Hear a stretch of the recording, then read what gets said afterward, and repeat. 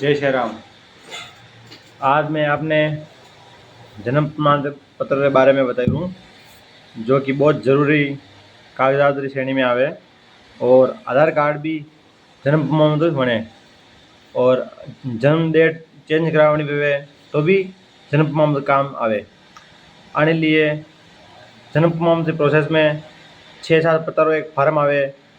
वही फार्म में पिताजी या माताजी भर सके।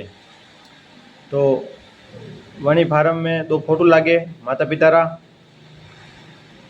2 आदेश हुए में 2 फोटो लागे, पचे 2 गवाह लागे, 2 गवाह 2 फोटो लागे और गवाह डॉक्यूमेंट्स आवे।